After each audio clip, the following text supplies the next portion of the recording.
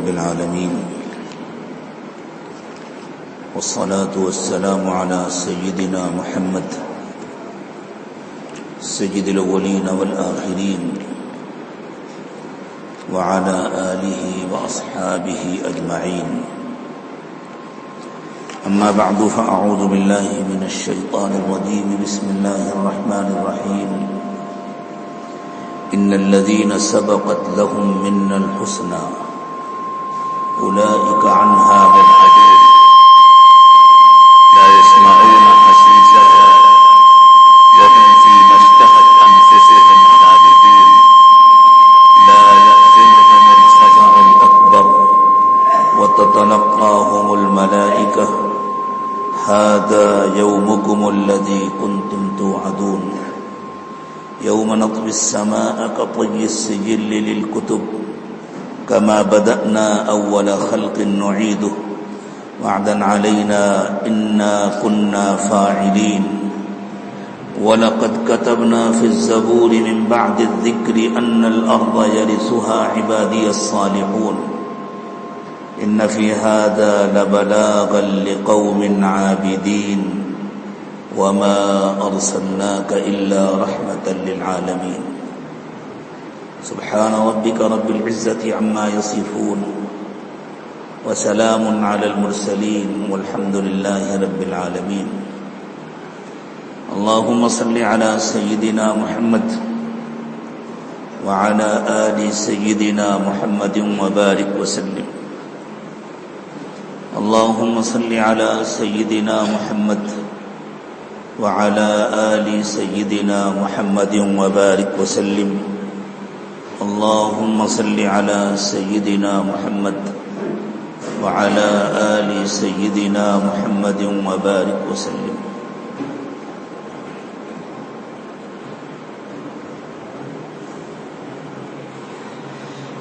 اس دنیا میں اللہ تعالیٰ نے حضرات انبیاء کرام علیہم الصلاۃ والسلام کے ذریعے ہر زمانے میں انسانوں کی ہدایت کا انتظام فرمایا. اس کو ذرا سا پیچھے لیجیے، تھوڑا سا بس. ہر زمانے میں اللہ نے انسانوں کی ہدایت کا انتظام فرمایا، اور پھر سب سے اخیر میں اللہ نے اپنے آخری پیغمبر رحمت دو عالم سیدنا محمد رسول اللہ صلی اللہ علیہ وسلم کو مبعوث فرمایا. میں نے ابھی جو چند جملے عرض کیے ہیں ان کو دوبارہ دہرا دیتا ہوں تاکہ بات پوری سمجھ میں آ جائے. جب سے اللہ تعالیٰ نے اس دنیا میں انسانوں کو بنایا، ہمیشہ انسانوں کی ہدایت کے لیے اللہ نے انبیاء کرام علیہم الصلاۃ والسلام کو مبعوث فرمایا. نبوت کے اس سلسلے کی تکمیل ہوئی خاتم النبیین سیدنا محمد رسول اللہ صلی اللہ علیہ وسلم کی. آپ کی بعثت پر اللہ تعالیٰ نے یہ فیصلہ فرما دیا کہ آپ اللہ کے آخری نبی ہیں. اب قیامت تک کوئی نبی نہیں آئے گا. رسول اکرم صلی اللہ علیہ وسلم کی تشریف آوری سے پہلے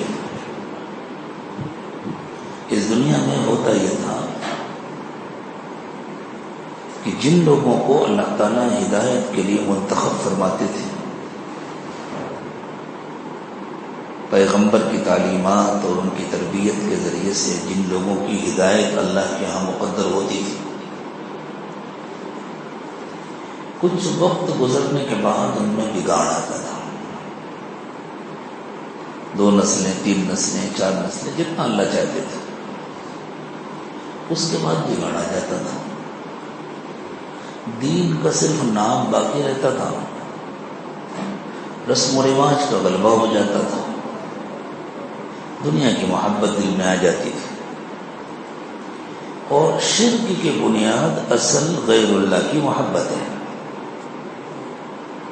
غیر اللہ کی محبت جب دل میں آتی ہے وہ شرک کی بنیاد ہوتی ہے۔ تو پھر اللہ تعالیٰ کسی نئے پیغمبر کو مبعوث فرماتے تھے، نئے پیغمبر کے ذریعے نئی امت تیار ہوتی تھی، پھر اس امت سے اللہ کام لیتے تھے، پھر ان میں بگاڑ آتا تھا، یہ سلسلہ چلتا رہا، حتیٰ کہ سیدنا ابراہیم علیہ السلام کا زمانہ آ گیا۔ حضرت ابراہیم علیہ السلام کو اللہ نے 2 بیٹے عطا فرمائے تھے۔ بڑے بیٹے کا نام تھا اسماعیل علیہ السلام، اور جن کا ان دنوں خوب تذکرہ ہوگا انشاءاللہ مسجدوں کے ممبر سے، قربانی کے عنوان سے۔ ہاں، قربانی تو یادگار ہے حضرت ابراہیم اور حضرت اسماعیل علیہ السلام کی۔ حضرت ابراہیم علیہ السلام کے چھوٹے صاحبزادے تھے حضرت اسحاق۔ اللہ نے دونوں کو نبوت عطا فرمائی، حضرت اسماعیل کو بھی حضرت اسحاق کو بھی، اور پھر یہ طے کر دیا کہ اب قیامت تک ہدایت کا جو بھی کام ہوگا وہ حضرت ابراہیم کے گھرانے سے ہوگا۔ تو پہلے اللہ نے حضرت اسحاق علیہ السلام کے ذریعے سے، ان کی اولاد کے ذریعے سے کام لیا۔ حضرت اسحاق علیہ السلام کے بیٹے کا نام ہے یعقوب، وہ بھی اللہ کے نبی ہیں۔ حضرت یعقوب علیہ السلام کے صاحبزادے کا نام ہے یوسف، وہ بھی اللہ کے نبی ہیں۔ حضرت یعقوب علیہ السلام کا لقب تھا اسرائیل، اس لیے حضرت یعقوب علیہ السلام کے جو 12 بیٹے تھے ان کو بنو اسرائیل کہا جاتا ہے۔ یہ عربی زبان کا اپنا استعمال ہے، وہ کبھی بنو اسرائیل ہو جاتا ہے، کبھی بنی اسرائیل ہو جاتا ہے۔ ہم سمجھتے ہیں بنو اسرائیل الگ لفظ ہے، بنی اسرائیل الگ لفظ ہے، وہ ایک ہی ہے، الگ الگ استعمال میں اس میں تبدیلیات۔ علماء جانتے ہیں، ان کو بتلانے کی ضرورت نہیں، جو نہیں جانتے ان کو بتلانے سے فائدہ بھی نہیں ہے، اتنی دیر میں ان کو سمجھایا بھی نہیں جا سکتا۔ یہی بنی اسرائیل ہیں جن کی ایک شاخ یہودی کہلائی، بعد میں ایک شاخ عیسائی کہلائی، نصرانی کہلائی۔ ان سے اللہ نے بہت کام لیا، بہت انعامات سے بھی نوازا، اور جب ان میں بگاڑ آیا تو بہت پٹائی بھی کی، بہت سزائیں بھی دی اللہ تعالیٰ۔ 2 مرتبہ یہودیوں کو اللہ نے بہت سخت سزائیں دی، بہت سخت، ان کے بگاڑ کے نتیجے ایسی سخت سزائیں دی، اور ایسے ظالموں کو بھیجا اللہ نے ان کو سزا دینے کے لیے کہ اگر اللہ نہ بتلا دیتے کہ یہ ہماری سزا تھی تو ہمارے لیے تو سمجھنا مشکل ہے۔ صورتحال اس وقت یہ تھی کہ بنی اسرائیل کا مشرکین سے جھگڑا تھا، مشرکین سے نفرت کرتے تھے اس لیے کہ یہ مسلمان ہیں، یہ بت پرستی نہیں کرتے، مورتی پوجا نہیں کرتے، اللہ کا نام لیتے ہیں، اللہ کے نبیوں کا نام لیتے ہیں، اللہ کی کتاب پڑھتے پڑھاتے ہیں۔ ظاہری حالت یہ تھی کہ مشرک اس لیے سے نفرت کرتے۔ اللہ نے فرمایا نہیں، ان کے دل میں نفرت ہم نے ڈالی تھی اس لیے کہ یہ اس زمانے میں مسلمان ہونے کے باوجود ہمارا کہنا نہیں مانتے تھے، ہمارا کہنا نہیں مانتے تھے، اس لیے ہم نے ان مشرکوں کے دل میں ان کی نفرت ڈالی۔ یہ جو آج کا اسرائیل کا علاقہ ہے نا، فلسطین کا اور اسرائیل کا علاقہ، اس زمانے میں یہاں رہتے تھے یہودی، اللہ نے یہ زمین ان کو عطا فرمائی تھی۔ حضرت موسیٰ علیہ السلام جب بنی اسرائیل کو مصر سے لے کر نکلے تھے، کچھ عرصہ گزرنے کے بعد، جس کی کچھ تفصیل ہے اور قرآن پاک کے مختلف موقعوں پر اللہ تعالیٰ نے اس تفصیل کو بیان بھی فرمایا ہے، پوری تفصیل عرض کرنے کا یہ موقع نہیں ہے، بہرحال اللہ نے وہاں پہنچا دیے تھے۔ اسی علاقے میں حضرت داؤد علیہ السلام کی حکومت بنی، اسی علاقے میں حضرت سلیمان علیہ السلام کی حکومت بنی، فلسطین کا چھوٹا سا علاقہ تھا۔ تو آزو بازو کی مشرک طاقتوں نے ان پر حملہ کیا، حملہ کر کے بہت سارے لوگوں کو قتل کیا، بہت سارے لوگوں کو گرفتار کیا، ان کی عورتوں کو قتل کیا، کچھ عورتوں کو گرفتار کیا، اپنے علاقوں میں لے گئے اور اپنے ہاں لے جا کر کے غلام بنا کر کے رکھا۔ پھر دھیرے دھیرے ان لوگوں کے دل میں رحم پیدا ہوا، انہوں نے ان کو معاف کیا، دوبارہ لا کر یہاں بسایا، پھر ان کو موقع ملا، پھر یہ پلے پھولے، پھر ان کی حکومت ہو گئی، پھر ان کے اندر بہت بگاڑ آیا۔ اچھا، اس درمیان بھی انبیاء کرام علیہ السلام مبعوث ہوتے رہے اور ان کو سمجھاتے رہے کہ دیکھو اللہ سے بغاوت بند کرو، اللہ سے توبہ کرو، اللہ کا کہنا مانو تو اللہ تمہارے حالات بدل دیں گے۔ کچھ لوگوں نے توبہ کی، کہنا مانا، مار پڑتی ہے تو سب توبہ کر لیتے ہیں۔ جب پٹائی ہوتی ہے نا، شریر سے شریر بچہ بھی جب پٹائی ہو تو توبہ کر لیتے ہیں۔ پھر جب آزادی ملتی پھر شرارت کرتا ہے۔ تو مزاج میں تو ان کی بغاوت تھی، شرارت تھی، نافرمانی تھی، دنیا کی محبت کوٹ کوٹ کے بھری ہوئی تھی، آج تک بھری ہوئی ہے۔ ساری دنیا میں سب سے بڑا سودی کام کرنے والے وہی لوگ ہیں۔ تو پھر سزا ملی، پھر اللہ نے مشرکوں کو بھیجا۔ وہ کہتے تھے، بنی اسرائیل کہتے تھے ہم مسلمان ہیں اس لیے یہ لوگ ہم سے تعصب کرتے ہیں۔ سمجھیں اس جملے کو، میں کہہ رہا ہوں وہ کہتے تھے، اس زمانے میں بھی تو ہم یہی کہتے ہیں، ہم مسلمان ہیں اس لیے ہم سے تعصب کرتے ہیں۔ اور اللہ سے پوچھیں اللہ صحیح صورتحال کیا تھی، تو اللہ کہتے ہیں یہ سچے مسلمان نہیں بنے تھے اس لیے میں نے بھیجا تھا۔ اور اللہ تعالیٰ نے فرمایا کہ جب میں نے ان کو بھیجا تھا نا، دونوں مرتبہ تو میں نے کہہ کے بھیجا تھا نہ ان نالائقوں کے گھر چھوڑنا نہ ان کی مسجد چھوڑنا، سب توڑنا۔ اللہ کہہ رہے میں نے کہہ کے کچھ چھوڑنا نہیں۔ دو مرتبہ بنی اسرائیل کو بہت خطرناک سزائیں ملی، بہت خطرناک، کیونکہ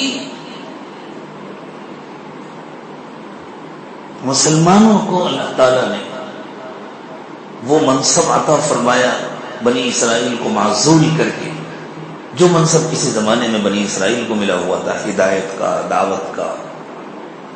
تو اللہ نے مسلمانوں کو بتلایا دیکھو اب ان کی جگہ تم ہو،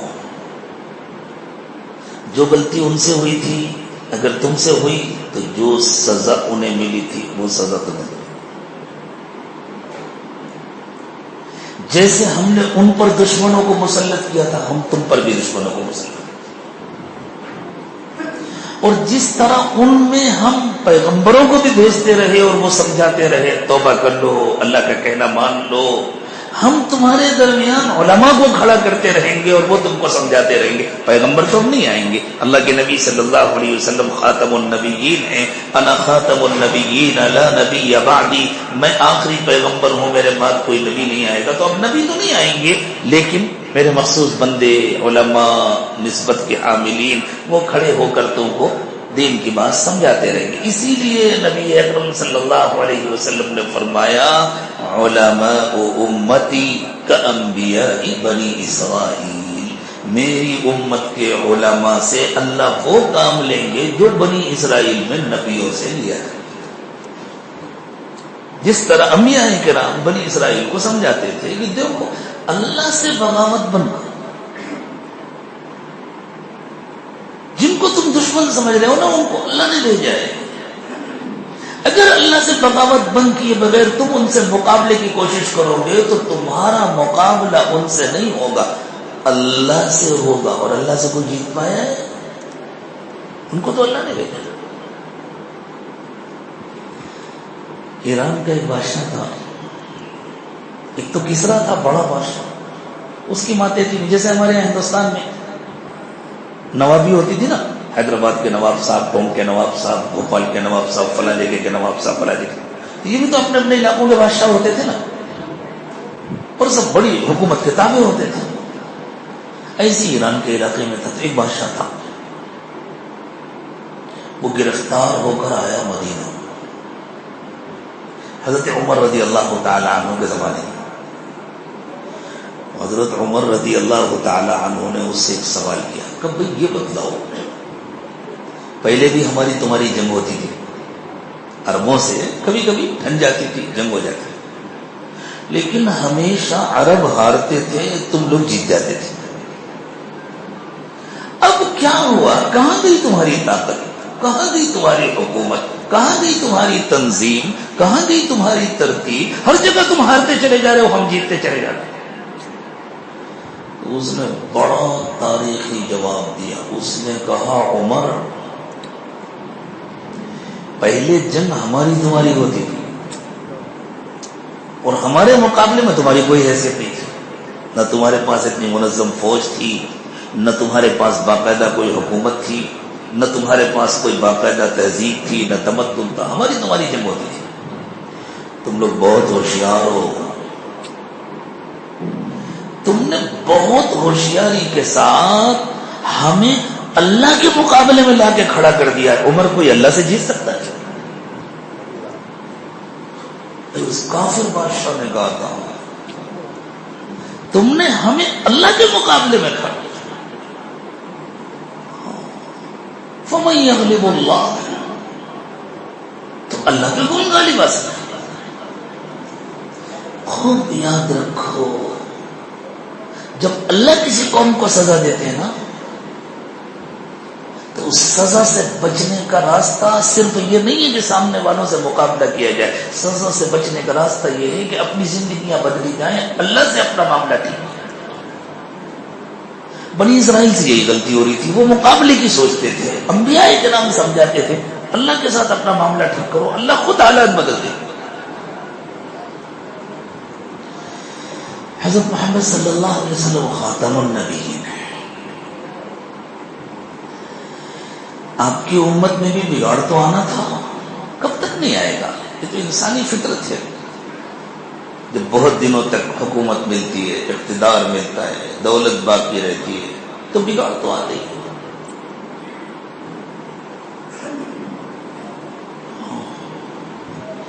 تہجد گزار حکمراں ہوں، نیک و صالح حکمراں ہوں، لیکن ذرا ان کی نسلوں میں ایک آدھ صدی تک حکومت باقی رہے، مسلسل ملتی رہے، تو بعد میں ان کی اولادوں کا کیا حال ہوتا ہے بتلانے کی ضرورت نہیں. ہاتھوں میں قرآن کی جگہ کیا آ جاتا ہے، کانوں میں اچھی باتیں پڑھنے کے بجائے کیا پڑھنے لگتا ہے،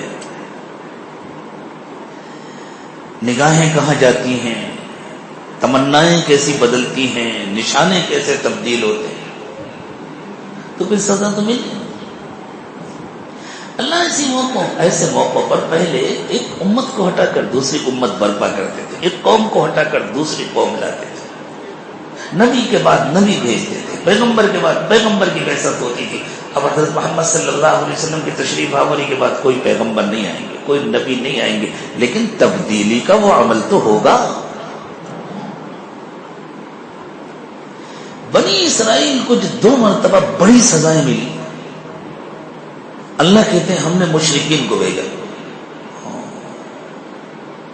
فَإِذَا جَاءَ وَعْدُ أُولَاهُمَا بَعَثْنَا عَلَيْكُمْ عِبَادًا لَنَا أُولِي بَأْسٍ شَدِيدٍ. اللہ فرماتے ہیں جب تمہارے بگاڑ کا پہلا واقعہ ہوا اور ہم نے سزا دینے کا فیصلہ کیا، بعثنا علیکم، تو ہم نے تم کو سزا دینے کے لیے بھیجا.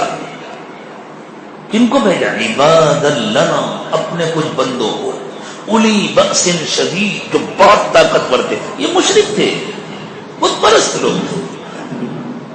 فجاسوا خلال الدیار، وہ گھروں کے اندر گھس گئے. ایسا لگتا ہے اس بیان سے صرف گھر توڑے ہوئے، مسجد کو کچھ نہیں کیا. لیکن جب دوسرے واقعے کا تذکرہ کیا اللہ نے فرمایا فَإِذَا جَاءَ وَعْدُ الْآخِرَةِ، جب دوسرا موقع آیا لیسوءوا وجوہکم، تو وہاں جو بات بتلا چکے تھے اس کو چھوڑ دیا. پھر ہم نے اپنے کچھ بندوں کو بھیجا، اس لیے بھیجا تاکہ وہ لوگوں کے چہرے بگاڑ دیں. کن کے چہرے بگاڑ دیں؟ مسلمانوں کے، نماز پڑھنے والوں کے، کلمہ پڑھنے والوں کے. اور کن کو بھیجا؟ بت پرستوں کو، مشرکین کو. لیسوءوا وجوہکم، تاکہ وہ تمہارے چہرے بگاڑ دیں. وَلِيَدْخُلُوا الْمَسْجِدَ كَمَا دَخَلُوهُ أَوَّلَ مَرَّةٍ، اور اس لیے بھیجا کہ وہ مسجد کے اندر بھی گھس جائیں جیسے پہلی مرتبہ گھسے تھے. معلوم ہے دونوں مرتبہ انہوں نے اللہ کی مسجد کو بھی اجاڑ دیا. وَلِيُتَبِّرُوا مَا عَلَوْا تَدْبِيرًا، جو کچھ نظر آئے سب پتہ. پھر فرمایا عَسَىٰ رَبُّكُمْ أَن يَرْحَمَكُمْ، ابھی بھی اللہ نے رحمت کے دروازے نہیں بند کیے. توبہ کر لو گے اللہ پھر تمہارے حالات بدل دیں گے. وَإِنْ عُدْتُمْ عُدْنَا، لیکن پھر سرکشی کرو گے تو ہم پھر پٹائی کریں گے، پھر بغاوت کرو گے تو ہم پھر سزا دیں گے. ان دونوں واقعات کے درمیان 700 سال کا وقفہ تھا. پہلا واقعہ جو ہوا اس کے 700 سال کے بعد دوسرا واقعہ.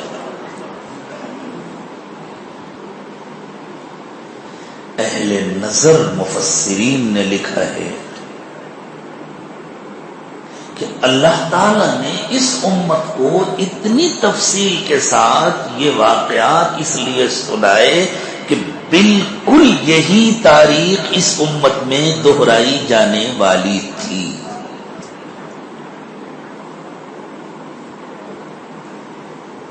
رسول اکرم صلی اللہ علیہ وسلم کی بعثت کے بعد جب 700 سال گزرے، 7ویں صدی میں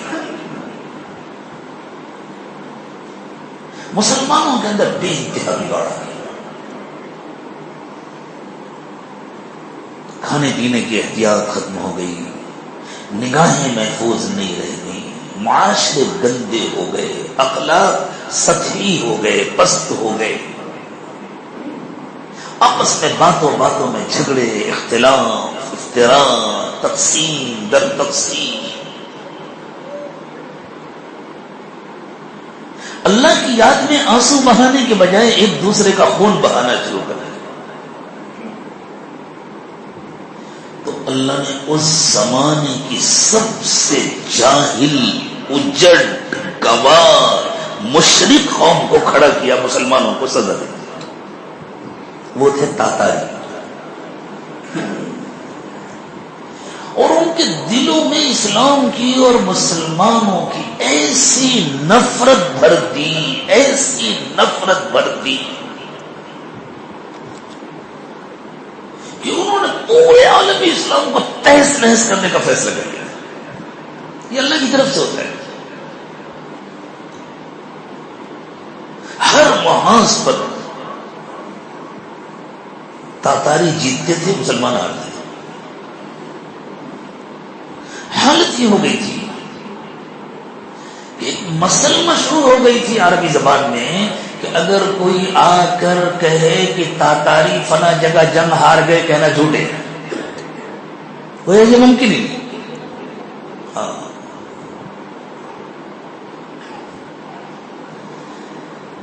بغداد کو تہس نہس کر دیا، ایران کو تہس نہس کر دیا، اور پھر ان کا نشانہ تو مکہ مکرمہ اور مدینہ طیبہ سب ختم کر دیا.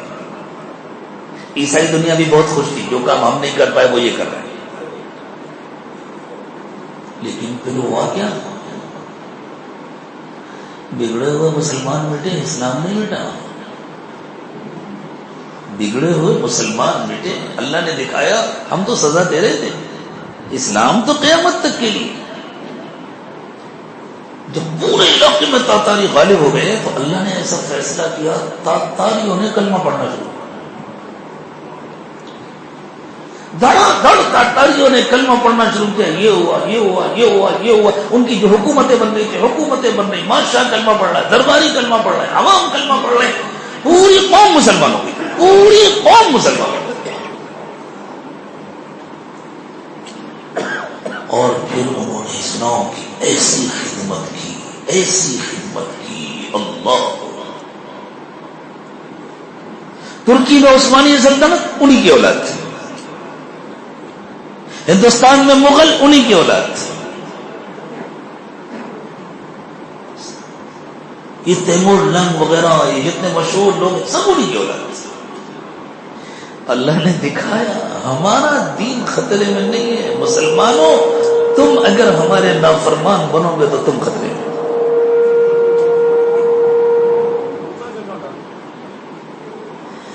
دوبارہ 700 سال پھر ہو گئے،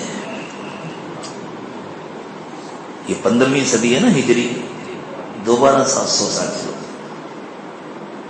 اور مسلمانوں کا حال پھر اسی جیسا ہو گیا ہے جیسا اس زمانے میں تھا جب تاتاریوں نے حملہ کیا، اور ساری دنیا میں ایسا نظر آ رہا ہے کہ اسلام خطرے میں۔ پھر بغداد تباہ ہو گیا، عرب ممالک پھر بارود کے ڈھیر پر رکھے ہوئے، سب جانتے ہیں حکومت کس کی ہے، اوپر کے جو حکمراں نظر آ رہے ہیں وہ تو بیچارے بالکل مجبور ہیں، کٹ پتلی ہیں، اصل حکومت کس کی؟ ہمارے ملک میں ہم چاروں طرف سے کتنے خطرات میں گھرے ہوئے ہیں سوچ نہیں سکتے۔ پھر کیا ہوگا؟ وہی ہوگا جو 700 سال پہلے ہوا تھا،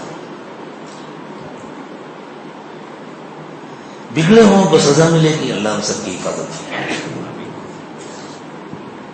اور پھر اللہ ایک نئی قوم کو کھڑی کرے، جیسے تاتاری آئے تھے نا، بالکل نئے تھے، تازہ دم، اعلی ہمت، بلند حوصلہ، کسی سے نہیں ڈرنے والے، کسی سے نہیں دبنے والے، اللہ کی طرف سے پھر ایسی فیصلہ ہونے والا، اور اس مرتبہ یہ فیصلہ مجھے کہنے کی اجازت دیجیے ہمارے اپنے ملک میں ہونے والا ہے۔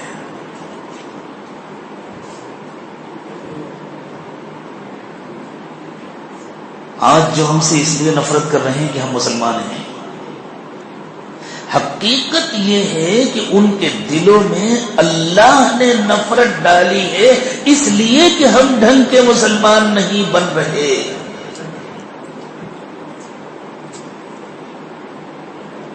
اور جیسے یہودی کہتے تھے یہ لوگ ہم سے اس لیے نفرت کرتے ہیں کہ ہم مسلمان ہیں، ہم سے تعصب کرتے ہیں، ہم ان کا مقابلہ کریں گے، تو انبیاء کرام ان سے کہتے تھے کہ دیکھو تم جب تک اپنے کو نہیں بدلو گے تم ان کا مقابلہ نہیں کر پاؤ گے، اس لیے کہ یہ اللہ کی سزا ہے۔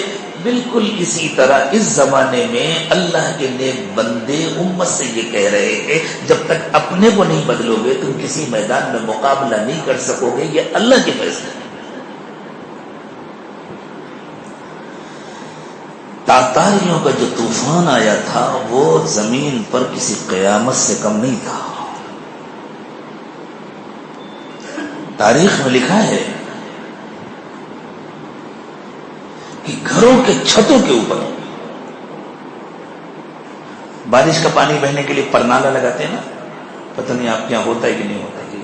ہاں، تو جب بارش کا پانی چھت کے اوپر جمع ہوتا ہے تو ایک پرنالے سے گرتا ہے، چھتوں کے اوپر مسلمانوں کو لے کر جاتے تھے اور لٹا کر کے ایک ساتھ ان کی گردنیں کاٹتے تھے، جیسے پرنالے سے بارش کا پانی گرتا ہے ایسے مسلمانوں کا خون گرتا تھا۔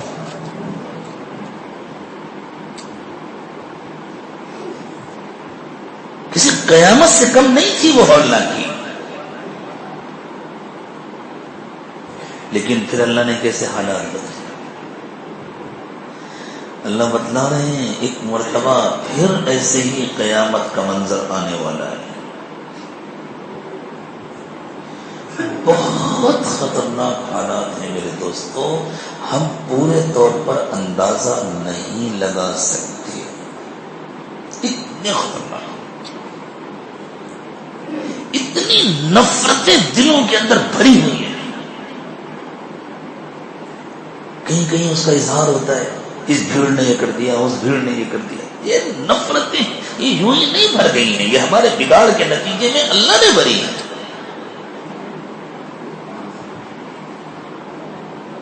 لیکن کیا ایسے ہی ہوتا رہے گا؟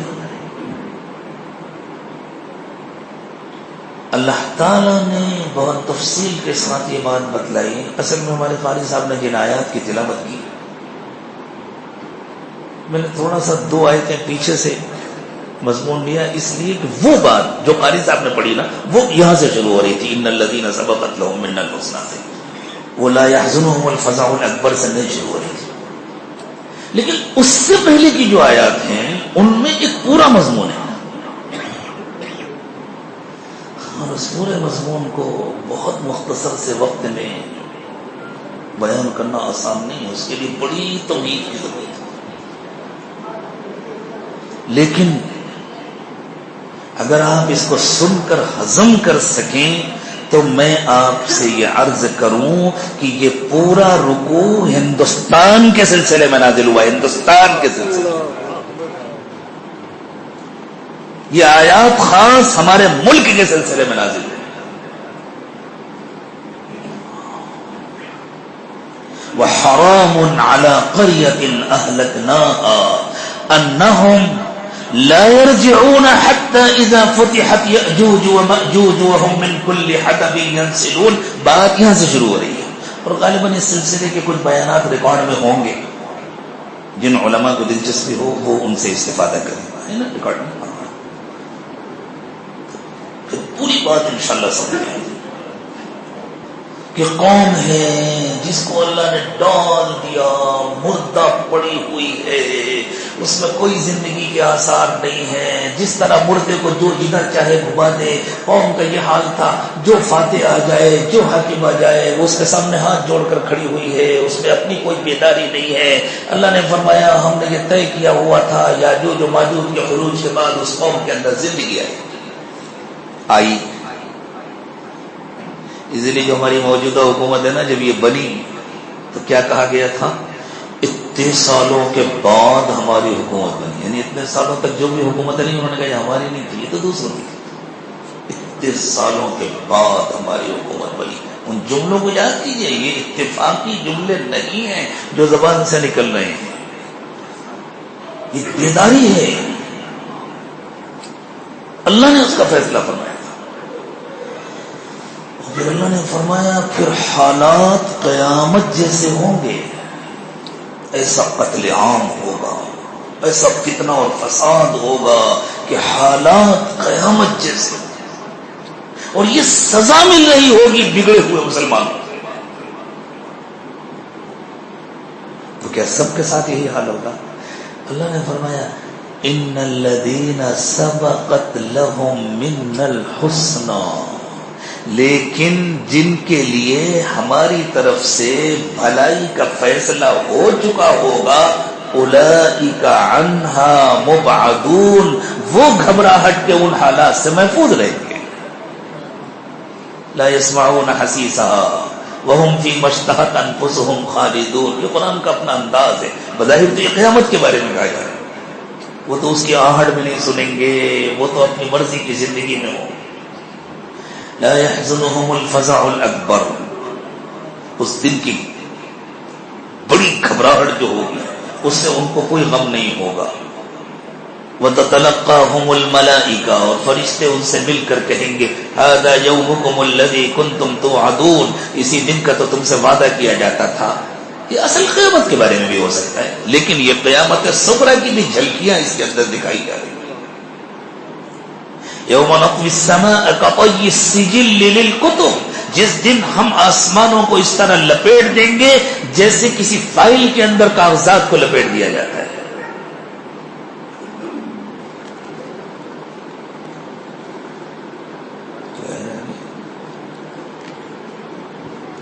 کما بدأنا اول خلق نعید، جیسے پہلے ہم نے زمین اور آسمان کو پیدا کیا تھا اسی طرح ہم پھر سے بنائیں گے۔ وعدن علینا انا کنا فاعلین، یہ ہمارا فیصلہ ہے، یہ ہمارے ذمہ وعدہ ہے۔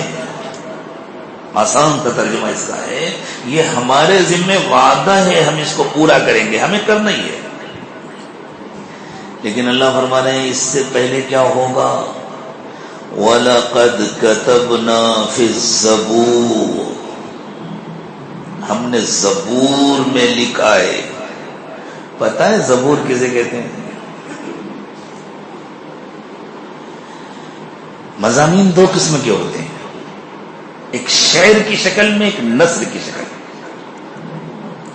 جو مضامین شعر کی شکل میں ہوتے ہیں، جن کو گا کر پڑھا جاتا ہے، جن میں مناجات ہوتی ہے، قرآن میں ایسے مضامین کو زبور کہا گیا ہے۔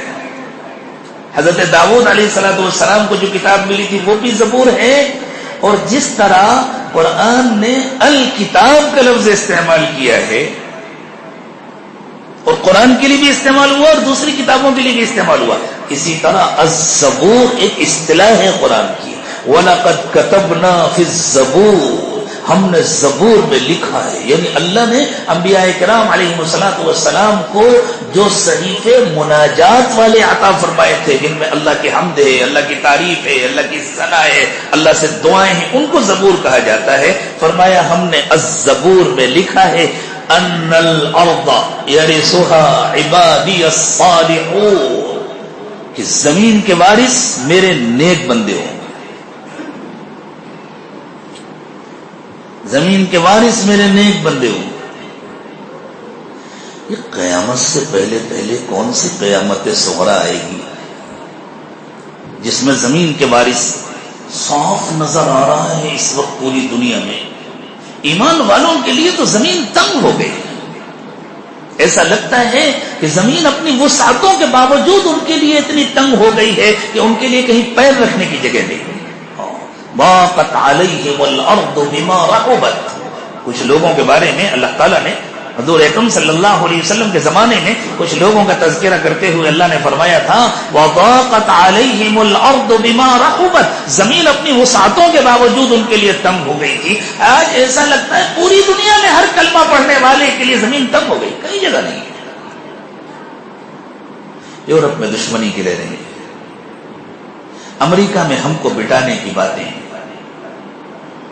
جو ہمارے اپنے ممالک کہے جاتے ہیں، وہاں کا حال یہ ہے عموماً کہ کوئی آزادی کے ساتھ اللہ کا نام لے لے آسان نہیں،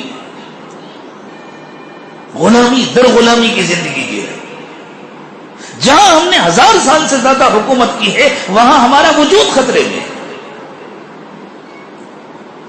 تو ایسا لگتا ہے ہم سے زمین کی وراثت واپس لے لی گئی ہے،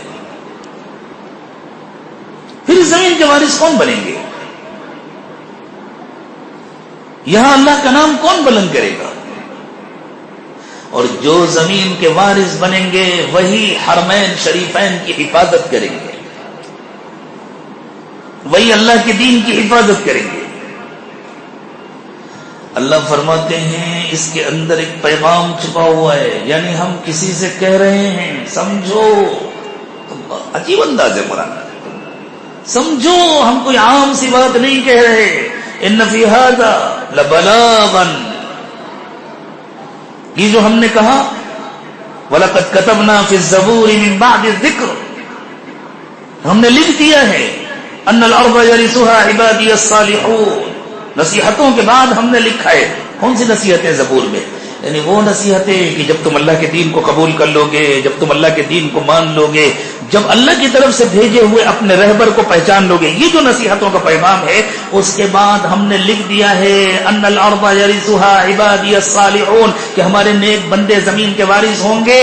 جن کے پاس یہ باتیں لکھی ہوئی ہیں نا، آج ان کے حوصلے بہت بلند ہیں، وہ صرف ہندوستان میں نہیں، ہندوستان کو اپنا مرکز بنا کر کے پوری دنیا پر غلبے کے، حتیٰ کہ حرمین شریفین پر بھی غلبے کے منصوبے بنا رہے ہیں۔ یہ شوق، یہ جذبہ، یہ ولولہ ان کے دلوں میں اللہ نے ڈالا۔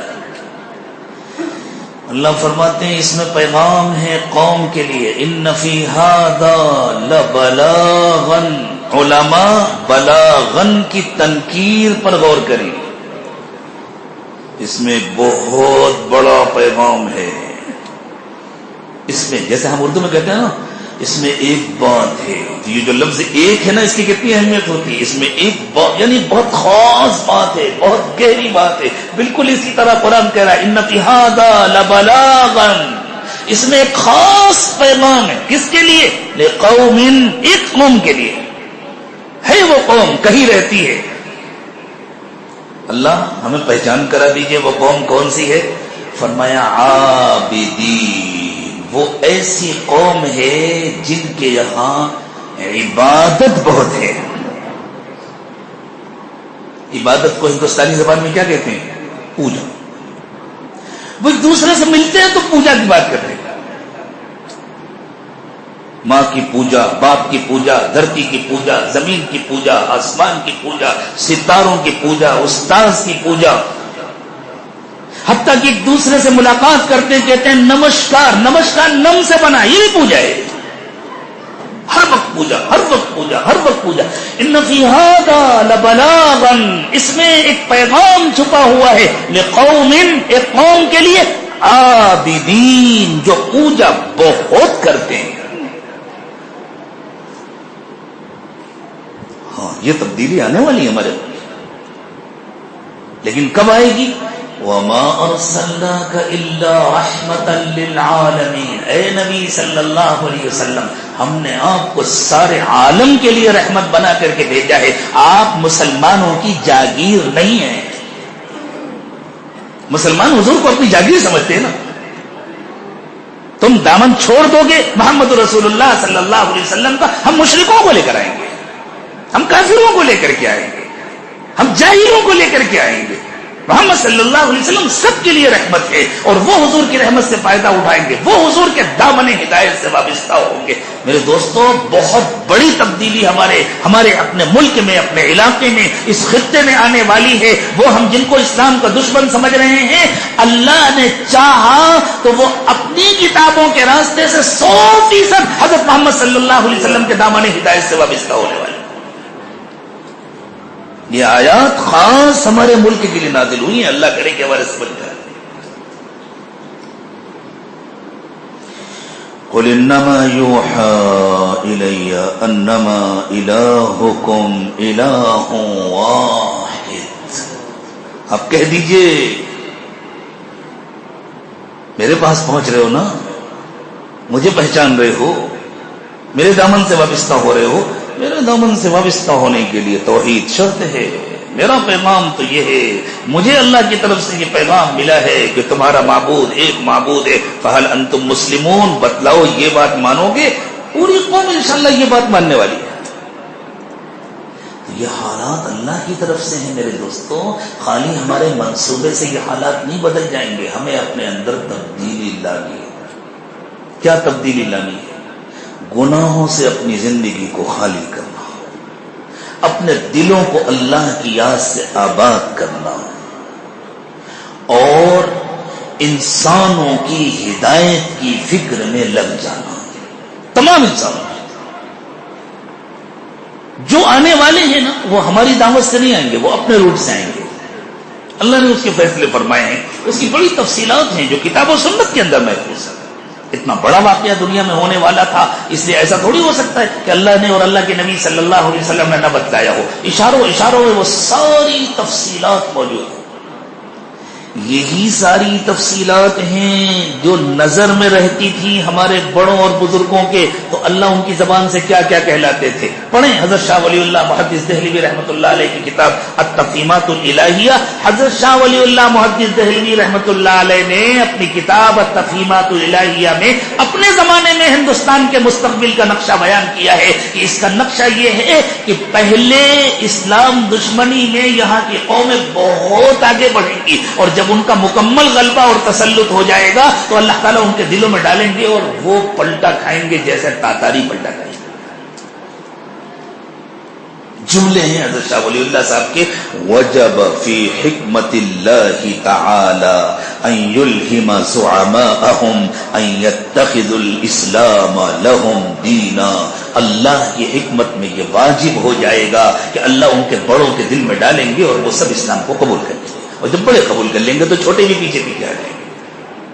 بڑے کون ہیں معلوم ہے؟ وہی جو آج مذہب کے ٹھیکیدار بنا. جب وہ آئیں گے تو پیچھے پیچھے سب آئیں گے. حضرت مولانا محمد یوسف صاحب رحمۃ اللہ علیہ، حضرت مولانا الیاس صاحب رحمۃ اللہ علیہ کے صاحبزادے، وہ اپنے بیانات میں فرمایا کرتے تھے اس ملک کا بچہ بچہ کلمہ پڑھے گا. 3 باتیں کہتے تھے. فرماتے تھے روس ٹوٹے گا. جس زمانے میں روس کے ٹوٹنے کا کوئی تصور نہیں کر سکتا تھا. سوویت یونین دنیا کے لیے گویا ایک مصیبت کا نشان تھا. سرخ ریچھ جدھر چل پڑے اسے کوئی پیچھے نہیں ڈھکیل سکتا تھا. تو فرماتے تھے روس ٹوٹے گا، امریکہ ذلیل ہوگا، اس ملک کا بچہ بچہ کلمہ پڑھے گا، امریکہ کا صدر دین سیکھنے کے لیے ہندوستان آئے گا. 4 باتیں ایک ساتھ. ایک مرتبہ حضرت نے یہ بات فرمائی، کسی جوشیلے نے کھڑے ہو کر نعرہ لگا دیا. حضرت نے ڈانٹ کے فرمایا خاموش بیٹھو، تمہارے کرنے سے ہوگا؟ یہ اللہ کے فیصلے ہیں، تم اپنا کام کرو. یہ اللہ کے فیصلے ہیں، اللہ کریں گے. یہ جو ہمارے بزرگوں کو زبان سے نکلتا تھا نا، اس ملک کا بچہ بچہ کلمہ پڑھے گا، یہ صرف تمنا نہیں ہے، یہ حقیقت ہے، یہ واقعہ ہے جو پیش آنے والا ہے. اور اب ہم اس کے بہت قریب پہنچ گئے. کتنے دن میں ہوگا وہ تو اللہ کو معلوم ہے، لیکن بہت قریب. اس لیے میرے دوستو، اب اگر ہمیں زندہ رہنا ہے تو ہمیں ان میں شامل ہونا پڑے گا جن کے لیے قرآن نے کہا ان الذین سبقت لہم منا الحسنی، جن کے لیے ہماری طرف سے خیر کے فیصلے ہو چکے ہیں. زندگیوں کو گناہوں سے خالی کرنا ہو، دلوں کو اللہ کی یاد سے آباد کرنا ہو، اپنے بڑوں کے ساتھ روشن ضمیر علماء کے ساتھ جڑ کر کام کرنا ہو، دل کو اللہ کی محبت سے اور اللہ کے تمام بندوں کی محبت سے آباد کرنا ہوگا.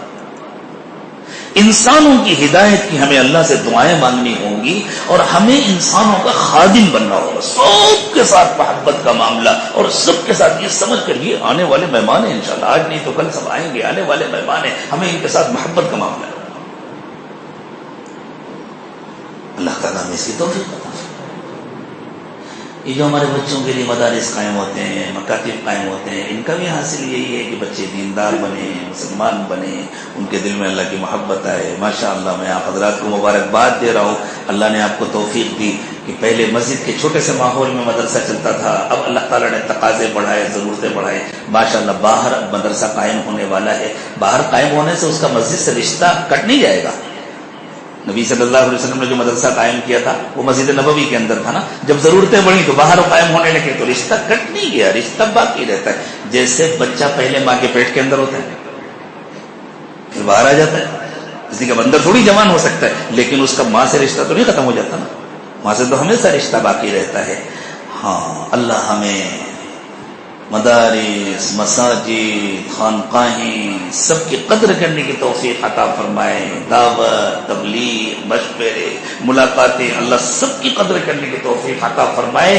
اور سب کا حاصل ہے اللہ کو راضی کرنا اور اللہ کے بندوں کو اللہ سے جوڑنے کی فکر کرنا، اپنی نسلوں کو بھی دین پر قائم رکھنے کی فکر کرنا. اللہ ہمیں ہمیشہ مقصد کے استحضار کے ساتھ کام کرنے کی توفیق عطا فرمائے. اللہ تعالیٰ آنے والی مصیبتوں سے، آنے والے امتحانات سے، آزمائشوں سے ہماری اور ہماری نسلوں کی حفاظت فرمائے. اور اللہ آنے والے مہمانوں کی ہمیں میزبانی کرنے کی توفیق عطا فرمائے. وآخر دعوانا ان الحمدللہ رب العالمین. بیعت کے کلمات پڑھائے جا رہے ہیں. جو حضرات سلسلے میں داخل ہونا چاہ رہے ہیں وہ بیعت کی نیت کر لیں. توبہ اور بیعت کے کلمات ہیں. مدرسے کا نام آپ کی زبانی جی ہمارے ان دوستوں نے مدرسے کا نام رکھنے کے لیے کہا تھا مشورے کے ساتھ. اللہ تعالیٰ نے جو نام دل میں ڈالا وہ میں آپ حضرات کو بتلا دیتا ہوں. مدرسہ رحمانیہ دار القرآن. اللہ تعالیٰ اس نام کو بھی قبول فرمائے، کام کو بھی قبول فرمائے، کام کرنے والوں کو بھی قبول فرمائے. ان کلمات کو ساتھ ساتھ پڑھیں. بسم اللہ الرحمن الرحیم. لا الہ الا اللہ محمد الرسول اللہ صلی اللہ علیہ وسلم. آمنت باللہ وملائکتہ وکتبہ ورسلہ والیوم الآخر والقدر خيره وشره من الله تعالى والبعث بعد الموت. آمنت بالله كما هو بأسمائه وصفاته وقبلت جميع أحكامه. أشهد أن لا إله إلا الله وأشهد أن محمدا عبده ورسوله. أستغفر الله ربي من كل ذنب وأتوب إليه برحمتك يا أرحم الراحمين. اللہ تعالیٰ اس توبہ کو قبول فرما لے، ٹوٹنے سے اس کی حفاظت فرمائے. جن حضرات نے بیعت کی نیت سے ان کلمات کو پڑھا ہے وہ معمولات کی پابندی کریں. معمولات کارڈ میں لکھے ہوئے ہیں، انشاءاللہ دعا کے بعد کارڈ دے دیے جائیں گے. جو حضرات جنہوں نے بیعت کی نیت سے پڑھا ہے اور ان کو معمولات معلوم نہیں ہے وہ کارڈ لے لیں. اس میں مراقبے کا طریقہ بھی لکھا ہوا ہے. روزانہ تھوڑی دیر آنکھ بند کر کے سر کو جھکا کر دل کو اللہ کی طرف متوجہ کر کے بیٹھا کریں اور یہ نیت کیا کریں کہ اللہ کی رحمت آ رہی ہے، میرے دل میں سما رہی ہے، میرے دل سے گناہوں کو دھو رہی ہے اور میرا دل کہہ رہا ہے اللہ اللہ اللہ. بندہ اللہ سے دل لگاتا ہے، اللہ دل میں رحمت نازل فرماتی ہے. اسی طرح چلتے پھرتے اٹھتے بیٹھتے ہر وقت اللہ کا دھیان رکھیں. صبح و شام کی تسبیحات پڑھیں، قرآن پاک کی تلاوت کریں اور اپنے شیخ کے ساتھ اپنا رابطہ مضبوط رکھیں. اپنے حالات کی اطلاع کریں، مشورے دیتے رہیں، ان مشوروں پر عمل کرتے رہیں. اور الحمدللہ آپ کے تو بہت قریب گڑپن حلی میں جو خانقاہ ہے دارالاحسان، وہاں ہر مہینے 2 روزہ تربیتی مجلس ہوتی ہے. کوشش کر کے ترتیب بنا کر کے اپنے احباب کو ساتھ لے کر کے وہاں تشریف لائے کریں. رات کا قیام بھی ہوتا ہے. مستورات کے لیے صرف دن میں انتظام ہوتا ہے. جو حضرات مستورات کے ساتھ آئے وہ دن میں تشریف لائیں اتوار کے دن، اور جو حضرات تنہا آنے والے ہیں وہ سنیچر کو شام میں آ جائیں. عصر سے مسجد شروع ہوتی ہے تو انشاءاللہ نفع ہوگا. اب دعا فرمائیں. سبحان ربی العلی العلی الوهاب. اللهم صل على سيدنا محمد وعلى آل سيدنا محمد وبارك وسلم. ربنا ظلمنا أنفسنا وإن لم تغفر لنا وترحمنا لنكونن من الخاسرين. پروردگار عالم، ہم آپ کے عاجز مسکین بندے ہیں، ہمارے حال پر رحم فرمائیے. اللہ ہمارے گناہوں کو معاف فرما دیجیے. اللہ ہم امتحان اور آزمائش کے قابل نہیں. اللہ کسی امتحان میں نہ ڈالیے، اللہ کسی امتحان میں. اللہ ہمیں قراری مجرم ہے، ہم سے بہت گناہ ہوا، بہت غلطیاں ہوئی ہیں. اللہ سزا سے بچا دیجیے. اللہ معاف فرما دیجیے. اللہ معاف فرما دیجیے. اللہ جو آپ کے دین میں آنے والے مہمان ہیں، اللہ ابھی سے ہمیں ان کی خدمت کرنے کی توفیق عطا فرمائیے، ان سے محبت کرنے کی توفیق عطا فرمائیے. اللہ ہمیں ان کا میزبان بنا دیجیے. اللہ ہمیں ان کا میزبان بنا دیجیے. اللہ آپ نے دنیا کو دارالاسباب بنایا ہے. اللہ آپ نے جب تاتاریوں کو ہدایت دی تھی اس وقت بھی آپ نے اپنے کچھ بندوں کو منتخب فرمایا تھا جن کی محنت سے ان کو ہدایت ملی تھی. اللہ آپ نے دنیا کو دارالاسباب بنایا. اللہ آپ کسی کے محتاج تو نہیں ہیں، لیکن آپ جب کوئی فیصلہ فرماتے ہیں تو کوئی سبب پیدا فرماتے ہیں. اللہ ہمیں آنے والوں کی ہدایت کا سبب بنا دیجیے. اللہ ہمیں سبب بنا دیجئے، ہم کو ذریعہ بنا دیجئے، اور اللہ اس سبب کو قبول فرما لیجئے. اللہ ہمیں بھی ہدایت دے دیجئے، ہمارے ذریعے دوسروں کو ہدایت دے دیجئے. اللہ جہاں بھی کہیں ہدایت کا کام ہو ہمیں اس کا ذریعہ بنا دیجئے. اللہ ہماری نگاہوں کو پاک کر دیجئے، دلوں کو صاف کر دیجئے، سینوں کو اپنی محبت سے لبریز فرمائیے، ہڈی ہڈی بوٹی بوٹی میں اپنی محبت پیدا فرمائیے، دلوں کو اپنی یاد سے آباد فرمائیے. اللہ ہمارے انگ انگ سے رومے رومے سے اپنا ذکر جاری فرمائیے. اللہ روزانہ آپ کے کروڑوں بندے اور بندیاں جہنم میں جا رہے ہیں. اللہ ہمارا دل نہیں کڑتا، ہمیں دیکھ کر افسوس نہیں ہوتا. ہم آرام سے کھاتے پیتے ہیں، آرام سے سوتے ہیں. اللہ یہ بہت بڑا جرم ہے. اللہ ہم اقرار کرتے ہیں ہم مجرم ہیں، ہمیں معاف فرما دیجیے. اللہ سب کو جنت میں لے جانے کا زبردست شوق ہمارے دل میں پیدا فرما دیجیے. اللہ سب کو جہنم سے بچانے کی تڑپ پیدا فرما دیجیے. اللہ ہم کسی بیمار کو دیکھتے ہیں تو ہمارے دل میں ترس آ جاتا ہے. ہم کسی کو بھوکا پیاسا دیکھتے ہیں تو ہمیں اس سے ہمدردی ہو جاتی ہے، اور ہم کسی کو جہنم میں جاتا دیکھتے ہیں ہمیں اس سے ہمدردی نہیں ہوتی. اللہ یہ ہمارے ایمان کی کمزوری ہے. اللہ ایمان کی اس کمزوری کو دور فرما دیجیے. اللہ ایمان کی کمزوری کو دور فرما دیجیے. اللہ پڑوسیوں کا تو بہت حق ہوتا ہے. اللہ اس ملک میں جتنے بسنے والے ہیں وہ ہمارے پڑوسی ہیں، ہمارے محلوں میں رہنے والے، ہمارے شہروں میں رہنے والے. اللہ وہ جہنم میں جا رہے ہیں، ہمیں ان کا حساب دینا پڑے گا. اللہ ہمیں بھی جہنم سے بچا دیجیے. ہمارے ملک میں بسنے والے ہر بچے کو، ہر انسان کو، ہر مرد کو، ہر عورت کو اللہ سب کو جہنم سے بچا دیجئے، اللہ سب کو جنتی بنا دیجئے، سب کو ایک اور نیک بنا دیجئے۔ اللہ دنیا کی پریشانیوں سے بھی حفاظت فرمائیے، روزی کی تنگی سے حفاظت فرمائیے، بد امنی سے حفاظت فرمائیے، امن و امان پیدا فرمائیے، جان مال ایمان عزت آبرو کی حفاظت فرمائیے، اللہ روزی کی بے برکتی سے حفاظت فرمائیے، بیماریوں سے پریشانیوں سے حفاظت فرمائیے، اے اللہ صحت کاملہ عاجلہ مستمرہ دائمہ تمام مریضوں کو عطا فرمائیے، اللہ جو صحت مند ہیں ان کی صحت کی حفاظت فرمائیے، اللہ جان کو مال کو صلاحیتوں کو اوقات کو آپ اپنی مرضی میں لگانے کی توفیق عطا فرمائیے، اللہ ہماری بھی اصلاح فرمائیے، ہماری نسلوں کی اصلاح فرمائیے، ہمارے ظاہر کو سنتوں سے سجا دیجیے، ہمارے باطن کو اپنی یاد سے آباد فرما دیجیے، اللہ جو مدرسہ جس کی بنیاد رکھی جا رہی ہے اللہ اس مدرسے کو قبول فرما لیجیے، اللہ اس میں کام کرنے والوں کو، اس کا نظام سنبھالنے والوں کو، اللہ اس پر خرچ کرنے والوں کو، اس میں پڑھنے والوں کو، پڑھانے والوں کو سب کو قبول فرما لیجیے، سب کی دنیا اور آخرت کی ضرورتیں پوری فرمائیے، اللہ اس کے فیض کو عام و تام فرمائیے، اللہ بڑی امیدوں کے ساتھ اس کا نام دارالقرآن رکھا گیا ہے، اللہ آپ اس مدرسے کے ذریعے قرآن کے نور کو پورے علاقے میں پوری دنیا میں پھیلا دیجیے، اللہ قرآن کے نور سے ہمارے دلوں کو منور فرما دیجیے، ہماری زندگیوں کو منور فرما دیجیے، اللہ حاضرین مجلس کے دلوں کی تمام جائز تمنائیں اور مرادیں پوری فرما دیجیے، ربنا تقبل منا انك انت السميع العليم وتب علينا انك انت التواب الرحيم سبحان ربك رب العزة عما يصفون وسلام على المرسلين والحمد لله رب العالمين.